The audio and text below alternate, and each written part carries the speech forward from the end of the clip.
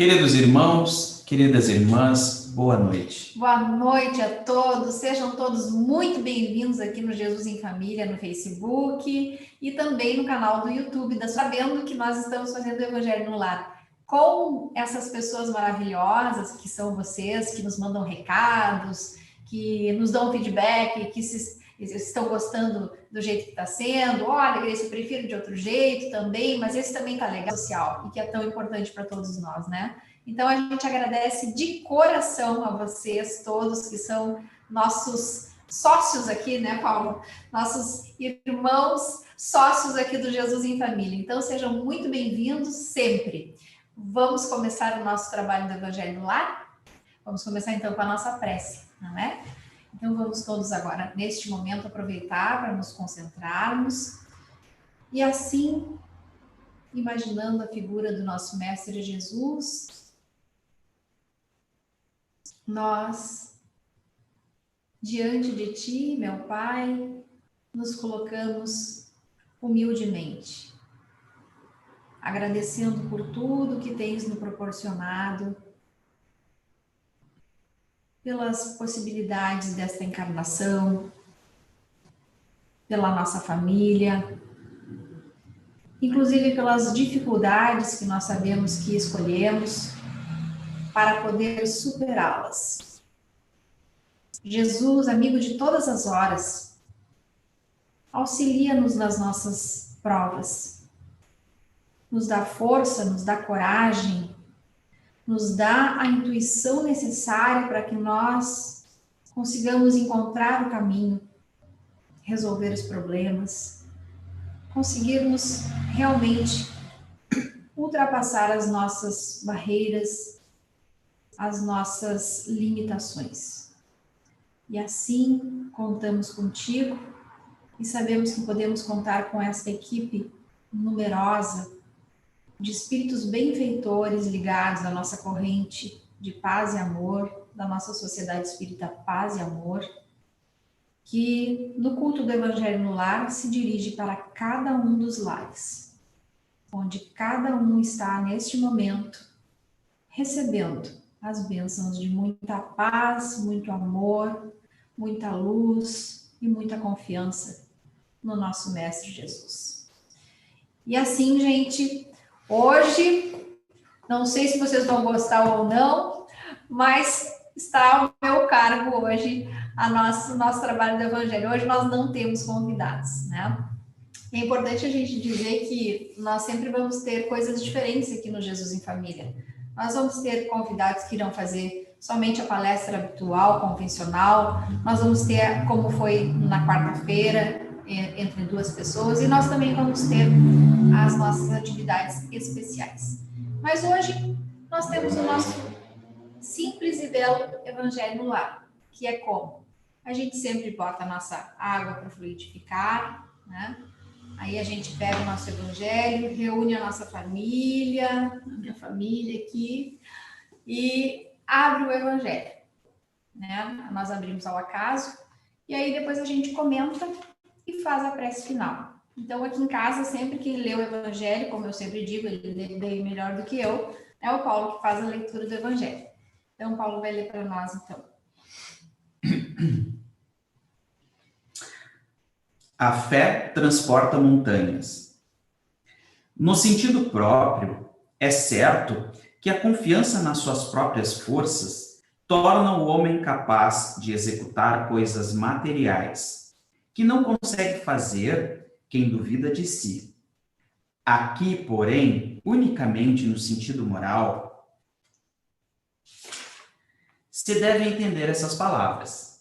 As montanhas que a fé desloca são as dificuldades, as resistências, a má vontade, em suma, com que se depara da parte dos homens, ainda quando se trate das melhores coisas.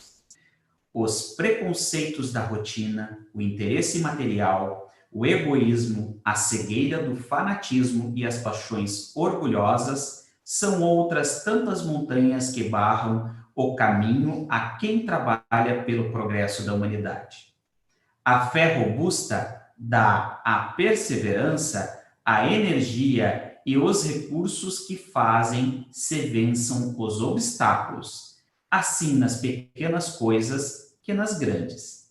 Da fé vacilante resultam a incerteza e a hesitação de que se aproveitam os adversários, que se tem de combater. Essa fé não procura os meios de vencer, porque não acredita que possa vencer. Noutra acepção, entende-se como fé a confiança que se tem na realização de uma coisa, a certeza de atingir determinado fim. Ela dá uma espécie de lucidez que permite se veja em pensamento a meta que se quer alcançar e os meios de chegar lá. De sorte que aquele que a possui caminha, por assim dizer, com absoluta segurança. Num como noutro caso, pode ela dar lugar a que se executem grandes coisas. A fé sincera e verdadeira é sempre calma, faculta a paciência que sabe esperar, porque, tendo seu ponto de apoio na inteligência e na compreensão das coisas, tem a certeza de chegar ao objetivo visado. A fé vacilante sente a sua própria fraqueza quando a estimula o interesse, torna-se furibunda e julga suprir com a violência a força que lhe falece. A calma na luta é sempre um sinal de força e de confiança. A violência, ao contrário, denota fraqueza e duvida de si mesmo. Bem interessante, né, gente? Nesse momento em que nós estamos, falar de fé é bastante importante. E eu quero propor para vocês uma coisa. Como é que é a fé de vocês? Me passa aí nos comentários. Você tem uma fé forte? Você às vezes vacila? Como é que tá a tua fé? Conta aí pra gente que o Paulo vai... Acompanha para nós, acompanha nos comentários e aí ele vai também colaborar, porque no final das contas nós somos essa grande família. Então, se você quiser colaborar aqui com a gente, vai ser bem legal. Bom, fé, o que é fé, né? Fé é acreditar, é ter a certeza de que algo existe ou que algo vai acontecer conforme a gente imagina. Mas essa certeza é uma certeza que não é embasada num fato, porque quando eu sei que as coisas são por A mais B de determinada forma, isso já se torna conhecimento, né? Mas quando é que é fé? Quando ainda a gente não tem como exatamente como definir se aquilo realmente é verdade, se existe, se vai acontecer. Então a gente tem aquela fé, não é? De que a coisa realmente vá se dar como no pensamento, como ali no Evangelho fala, né? A gente antevê no nosso pensamento o que vai ser, como deve ser, e também as formas da gente conseguir alcançar aquilo que a gente deseja. Isso é a fé, né? No momento em que a gente bota uma... Será? Mas não sei não, hein? O que a gente faz com a nossa fé? A gente enfraquece a nossa fé. Ah, Grace, então quer dizer que eu não vou poder simplesmente questionar? Não, ao contrário, muito pelo contrário. Nós, dentro da doutrina espírita, nós apregoamos a fé raciocinada. E o que é a fé raciocinada? A fé raciocinada é uma fé que é embasada em fatos reais, em evidências, né? Como a gente fala na advocacia, você vai ter as provas e as evidências. As provas são concretas, mas muitas evidências levam ao profissional a concluir, de fato, alguma circunstância em relação àquilo que está ocorrendo. E nós dentro da espiritualidade, dentro da doutrina espírita, nós lidamos com inúmeras evidências, né, e provas, inclusive, também, da existência daquilo que nós chamamos Deus e da existência dos espíritos. Então, a nossa fé é embasada na existência de Deus, dos espíritos, que somos nós, ora encarnados aqui. Eu sou um espírito, Paulo é outro espírito, só que como nós temos um corpo físico, nós para facilitar um pouquinho a nomenclatura, denomina-se alma, o espírito de nós encarnados, mas nós somos espíritos tanto quanto os espíritos desencarnados que estão, ao nosso ver, invisíveis, não é? Então, nós temos essa crença, e a nossa crença, né, ela vai um pouquinho além, ela vai na reencarnação, ela vai ter aquela crença onde nós temos, sim, muitas existências, com muitos corpos físicos diferentes, porém, o nosso espírito é único, um único espírito que vai ter essas passagens em várias existências. Bom, mas eu não sei se existe espírito, porque eu não vejo os espíritos. Aí eu te pergunto, aí você não sabe se existe o ar. Sim, porque tu não vê o ar. O ar tá aí, a gente precisa do ar. Deus o livre de faltar um ar para nós, porque a gente morre se faltar o ar. A gente não vê o ar. Então a gente vai ter a prova da existência do ar quando o ar entra em movimento através do vento, e que ele vai levantar poeira, que ele vai soltar uma folha de uma árvore, você vai sentir o vento no teu cabelo, e você vai ouvir o som do vento, né? Aí a gente tem, então, a certeza de que o ar existe, porque aí nós temos, então, as evidências de que o ar existe. É da mesma forma quando a gente fala a respeito dos espíritos e principalmente a respeito daquilo que nos dá a força para a nossa vida, que é Deus, né? Então, mas eu não vejo Deus. O Raul Seixas um dia, inclusive tinha uma música, mas eu não vejo Deus, achava que era assombração. Ele dizia, imagina só, porque ele tinha medo, né? Não sabia o que era Deus, podia ser qualquer coisa. Deus, o que é Deus? A inteligência suprema, a causa primária de todas as coisas.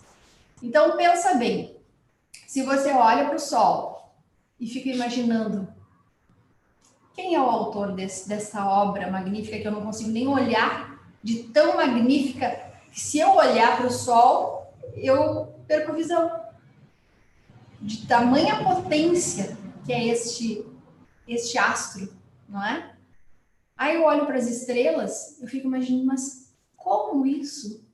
Eu olho para uma flor. Eu sou apaixonada por flor. Então, para mim, a flor é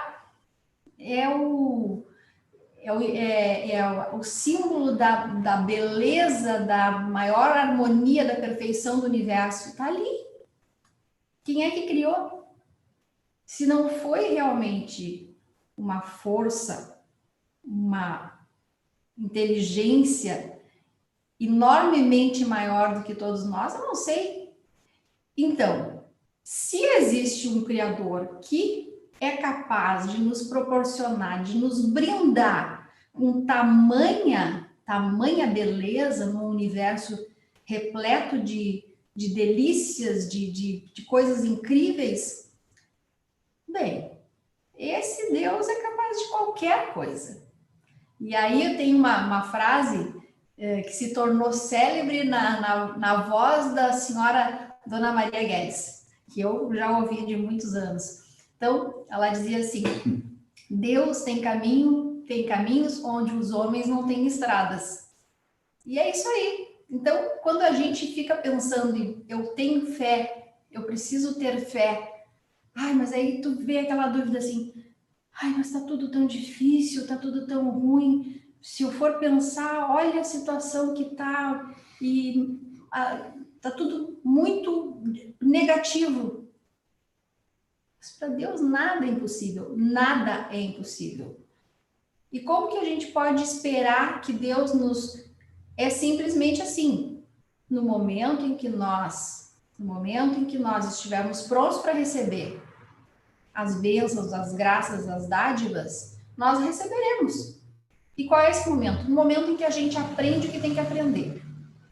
O André mesmo sempre fala, quando você aprende o que tem que aprender, a prova acaba como que por encanto. E é exatamente assim. aquela dificuldade incrível que a gente tinha, que não sabia como ia fazer, e daqui a pouco acabou, sumiu, desapareceu. E isso a gente vai conquistando aos poucos, né? Um exercício da fé. Porque não pensa que a gente não se influencia. Sim, nós nos influenciamos pelo noticiário negativo, pelos companheiros de jornada que às vezes estão com pensamentos que não são dos melhores. Nós nos influenciamos pela nossa própria falta de confiança em nós próprios, né? Às vezes nós estamos cansados e às vezes nós estamos até doentes, né? Muitas vezes o nosso corpo já físico já reclama com a falta de substâncias químicas e o nosso cérebro acusa um desânimo, uma tristeza, uma falta de fé. E como é que nós podemos lidar com isso? Bom, nós temos que ter uma coisa na nossa cabeça, uma coisa que nós temos que ter em mente sempre. Quem é o dono do meu pensamento? Eu. Eu decido o que eu vou pensar. Então, no momento em que eu decidir ter fé, eu vou alcançando, galgando, passo a passo, dia a dia, a construção da minha fé. E não nos é proibido pedir a Deus que nos dê fé. Se eu não tenho fé, eu peço, meu Deus, me ajuda, porque eu preciso acreditar, eu preciso ter fé. E dentro da doutrina espírita, o que a gente estimula as pessoas para que elas possam adquirir essa fé? Estudar a doutrina espírita, porque ali as pecinhas do quebra-cabeça, elas vão se juntando. E aí a gente começa a entender como as coisas vão fazendo sentido. E dessa forma, fica mais fácil de ter fé. Porque no momento em que a tua razão anda de braços dados com a tua fé, realmente você vai ter muito mais facilidade em levar adiante a tua crença, não é? Tem um empresário famoso do ramo automobilístico e ele ficou muito famoso com uma frase. O nome dele é Henry Ford, o criador da Ford. Ele dizia assim: se você pensa que você pode, ou se você pensa que você não pode, de qualquer forma, você está certo. O que ele quis dizer com isso?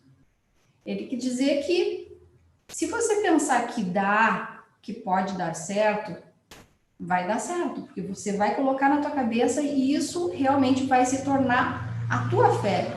Agora, se você pensar que não vai dar certo, ou que você não pode, ou que você é incapaz, ou que você também está certo, porque quem é que organiza a tua cabeça? Você.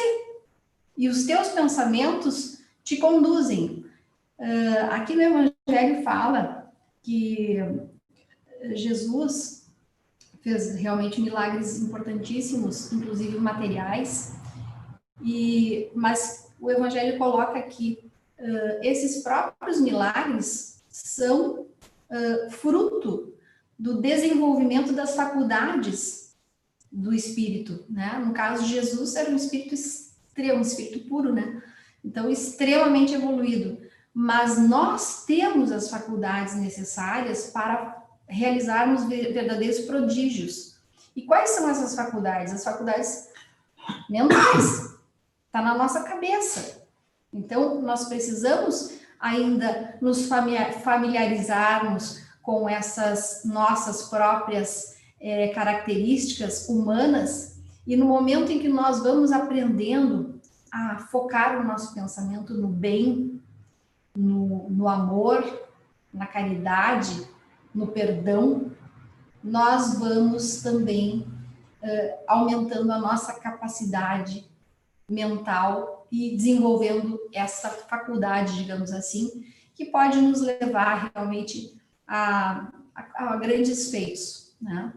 Então, é por isso que a fé existe. A fé também é um exercício, assim como a gente vai para a academia e não chega lá levantando 10 quilos de uma vez, a gente vai lá e faz 1 quilo, depois 1,5, eu pelo menos faço, né? Não sei o pessoal aí, mas eu começo com meio, né? Aí depois vai para 1, depois vai para 2, vai para 3. A fé é a mesma coisa, não quer dizer que você vai chegar e agora não, realmente eu tenho muita fé. Vai aos pouquinhos, vai fazendo prece, vai pedindo força para ter mais fé e vai pedindo para que tu consiga te conectar com a corrente espiritual.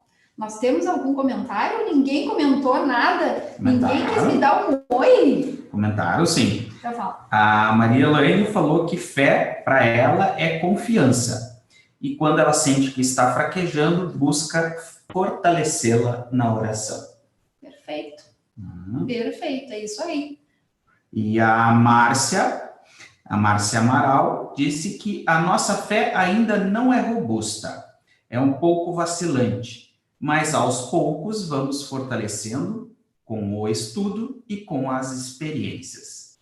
Exatamente, Marcinha. É isso aí que a gente falou agora mesmo. É com o estudo, com o aprendizado, né? E a gente vai, porque a gente é ainda tão pequenininho, tão espíritozinho, tão infantil ainda, né? O espírito da gente é muito jovenzinho. Então a gente tem muita coisa para aprender. Né? E a Estela acabou de colocar aqui que é um caminhar constante. Beleza. E é mesmo, né?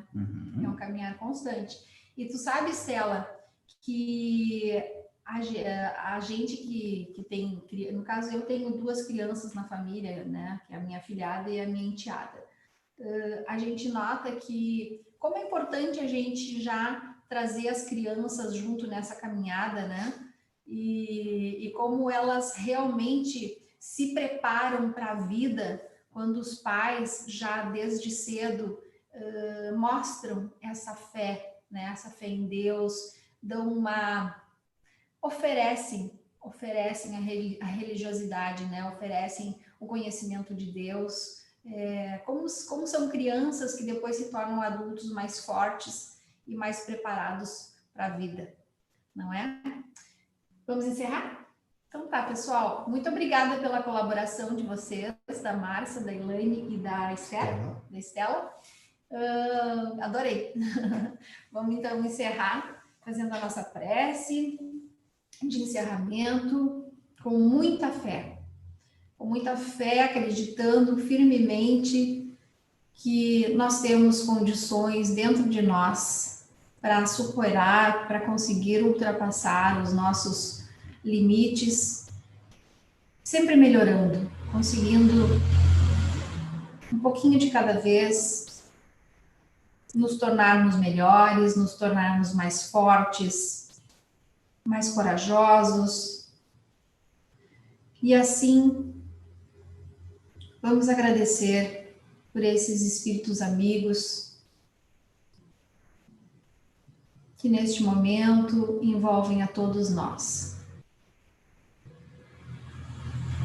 que chegam nas casas de cada um de nós, trazendo esses fluidos benéficos, purificando a nossa aura, agregando novos valores energéticos ao nosso perispírito, ao nosso corpo físico,